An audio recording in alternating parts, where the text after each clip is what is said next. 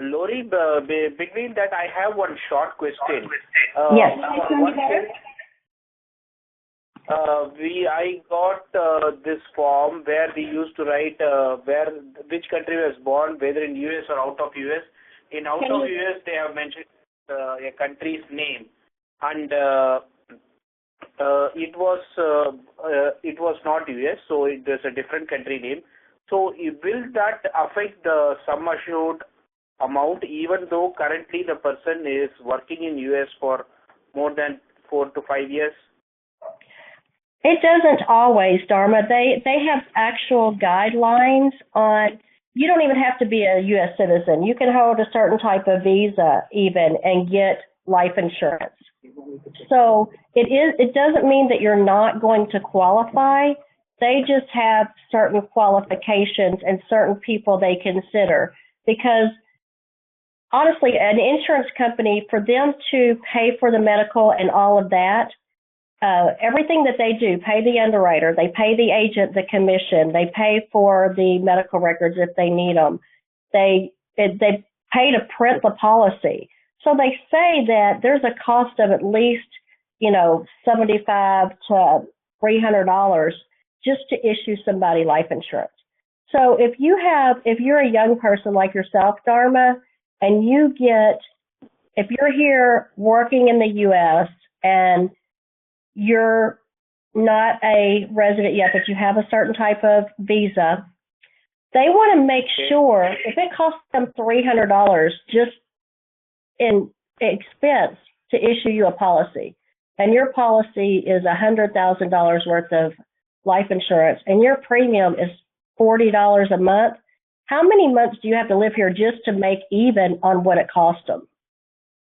So they factor in what the expectation is. Anytime they issue you, they factor in what is the expectation that you will keep that policy long enough for them to make their money back, issuing the policy and cover their risk in case you died in year one. So all of that comes into play just by looking at country, citizenship, and visa status. Fascinating. Okay. That was a great question. Okay. Thank you. You're welcome. All right. Can you guys hear me better now? Yes, thank you. Yes. Okay. All right. So the plan of insurance will be triggered off of the type of product that the carrier, that will be on an illustration or maybe a brochure. Usually you will see if it's term. With Lincoln National, they call it a term 20. It could be a universal life product, all the different products that are available. That's where this would go in. The amount that you're applying for, the death benefit. What is the death benefit of the policy? If something was to happen to you, what would it pay? These are non-applicable, let's say for term. These are all different variants for universal life.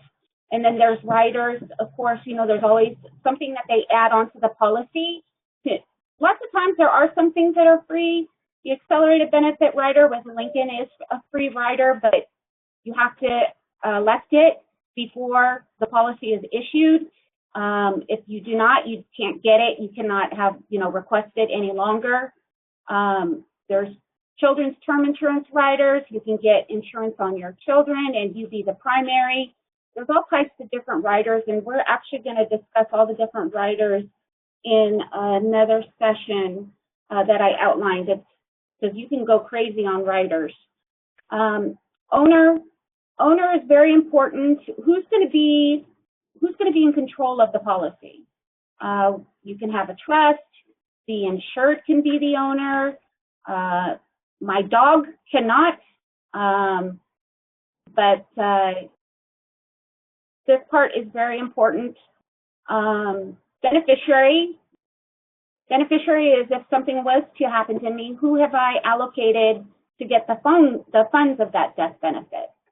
And they need, important information about your beneficiary so that if something was to happen to me, they can locate whoever I allocated to get the funds. P is for primary, C is for contingent. So lots of times, you'll see that, say this is for me, and I would normally put my husband as my primary, and I would put maybe my children or a trust as the contingent. So if my husband and I had died in a car accident together, he would not be able to get the funds of the benefits, but whoever I allocated as my contingent, maybe I have 4 kids, so all 4 kids would get 25% each to equal the 100%.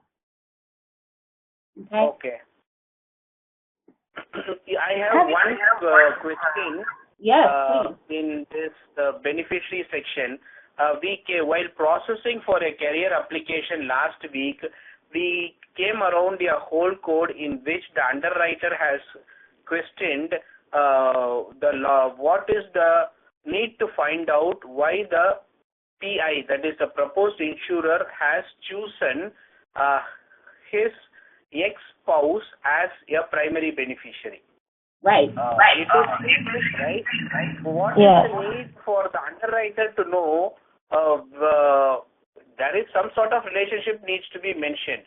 So what is the point for him to question what's the logic behind choosing the ex-spouse as a primary beneficiary? Oh gosh, can I have this one, Jolie? This is one of my favorite topics. Is it? I just had a couple apps just like this on 3 and no, you go ahead then. Well, it was part of the divorce agreement, and the divorce agreement was that she be the beneficiary on all 3 policies, 1 Protective, 1 Prudential, and 1 Lincoln. And they decided to disperse it, 3 different carriers in case something, that's just how the insured is. And it was part of the divorce agreement that if something was to happen to him, that she would be taken care of. Maybe they have young children. Maybe they have, a business, or they had a business venture together. So that was part of the divorce agreement. But you might be able to elaborate on that, Lori, on your situation.